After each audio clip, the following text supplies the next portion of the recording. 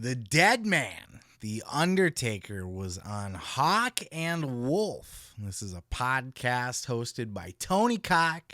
Tony Cock. I'm going to leave that in. I'm not even going to redo that. Tony Cock and Jason Ellis. I would totally redo that. But Cock, that's funny. Tony Hawk, the Birdman himself, and Jason Ellis, both pro skateboarders. Tony Hawk, who hasn't heard of Tony Hawk? Everybody and their mom has heard of Tony Hawk. Jason Ellis, though, you might remember from the Tony Hawk video games. Jason Ellis is only a name that I know from like highlight reels and YouTube clips and, of course, the Tony Hawk video games. But he seemed to fit right in here with The Undertaker. He seems like a good old Irish pub drinking, fucking get drunk, smash a mug over his head and fight somebody. That's what I get out of that guy. He was getting a kick out of The Undertaker.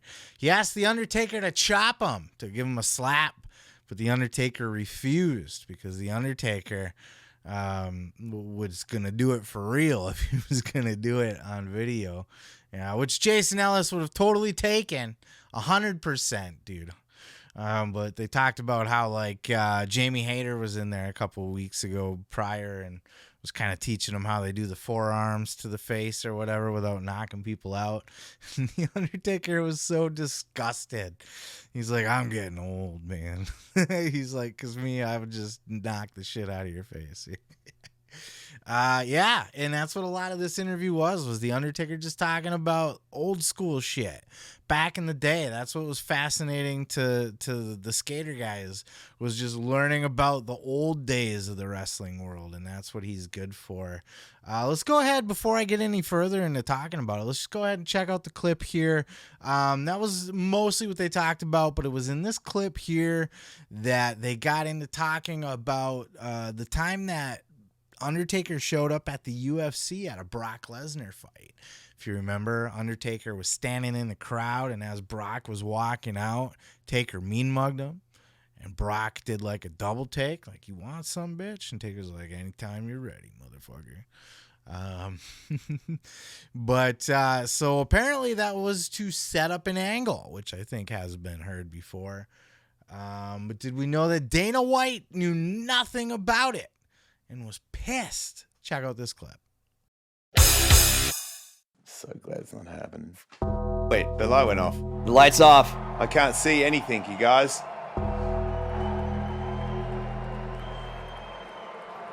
Holy!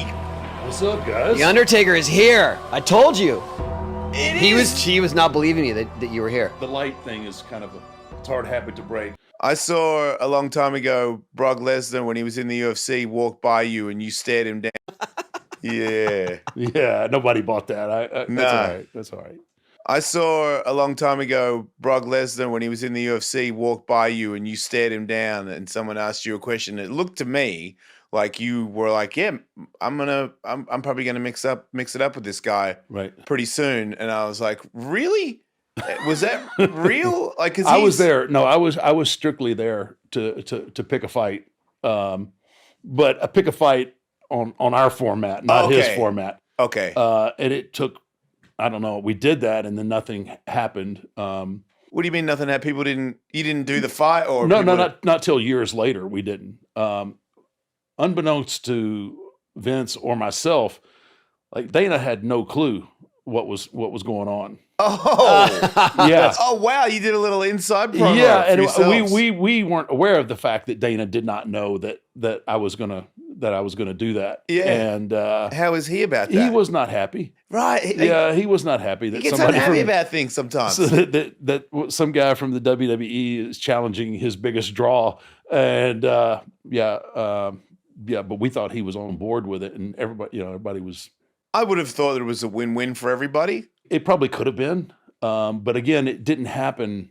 For years. I mean, it was years later before he got out, or he left UFC, and then came back to the WWE. So we jumped the gun a little bit on the timing, but I thought it was a buzz in the MMA community.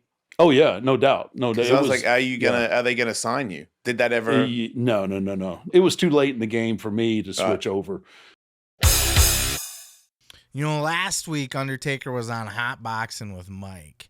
And so I got lucky because apparently they're conjoining studios. Tony Hawk starts the episode of their podcast saying that Undertaker's in the next room talking to Mike Tyson. And he agreed to come do our show after. So they got all geeked about it. So apparently there's some kind of podcast studio over there where they're doing all this. And I recorded a segment last week talking about this goddamn interview Undertaker did with Mike Tyson, which just, I'll give you the meat and potatoes, the short and quick of it. It was just Mike Tyson sitting around going, Andre the Giant, he was pretty big, huh? I didn't know people got that big. What was it like working with the Ultimate Warrior? Like, he just wanted to know stories about all. He wouldn't even ask questions half time. He'd just sit back. He'd be like, "The Sheik. I used to watch The Sheik." It was great. It was funny. He was stoned out of his mind, and Undertaker did his best to be a professional in that interview. But I got a take two. We got another one right after Undertaker sitting down with Tony Hawk and Jason Ellis. That whole Brock Lesnar thing, they could have did some good business there at that time. There was some good crossover business to be had. Dana White wanted nothing to do with it. And look, I don't blame Dana White. UFC wants to stay far away from that fake wrestling crap. You know what I mean? They're all a bunch of meatheads, and they want their sport to be taken seriously. Because in all honesty, MMA is what pro wrestling would be if pro wrestling was real. UFC is nothing but a federation. It's a fed. It's a pro wrestling fed with real pro wrestlers.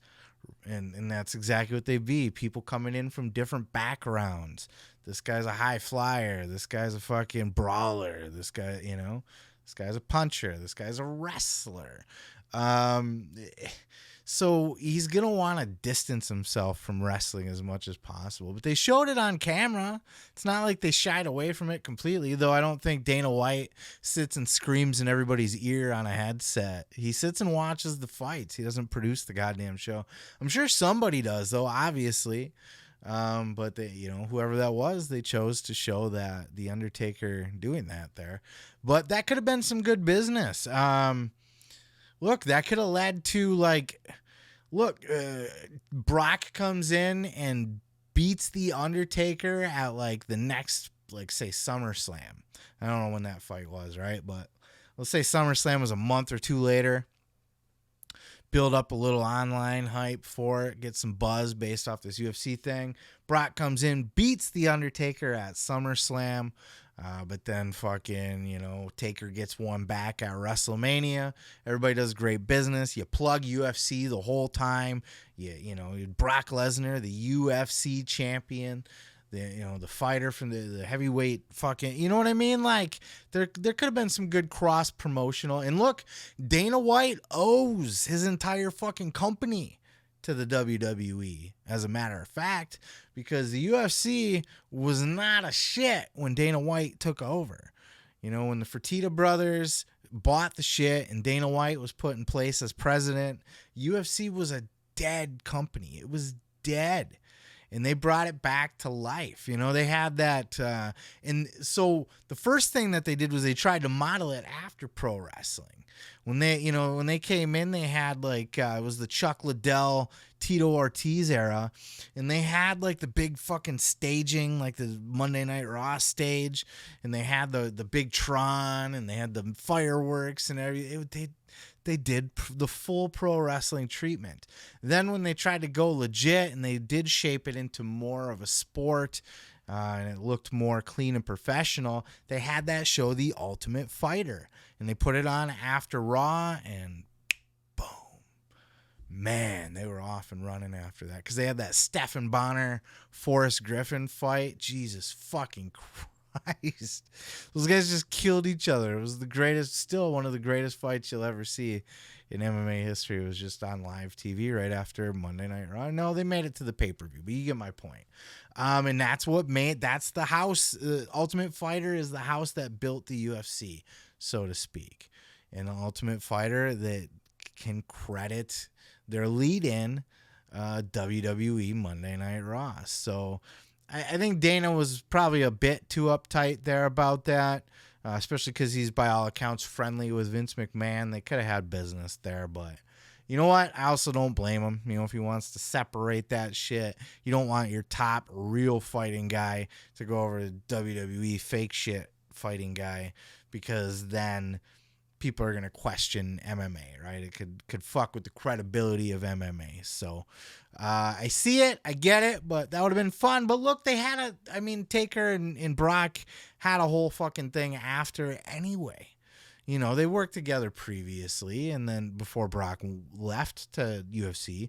And when he came back, they had that little run, and then fucking Brock ended the streak, which was hot garbage, which I believe Taker has even said on record that he wishes it wouldn't have happened that way, but he's not the boss. So that's what he's told. But they were able to make some good money together anyway, but I think UFC could have got a good cut of that and some good cross-promotional opportunities there. But I've ranted on this long enough. Leave your thoughts down in the comments below if you got a take on it, on any of it at all, any of the aspects. Taker, Brock, wrestling, how it compares to MMA, or how MMA modeled itself or owes a thanks to WWE. All of that shit, any of it, leave it in the comments below. I'm going to head... Jesus fucking Christ. I need to end the clip. I can't even talk anymore. Let me tell you something, brother. You can check out full episodes each and every Sunday right here on this channel, dude. Don't forget to like. Don't forget to subscribe. And don't forget to take your vitamins and say your prayers, brother.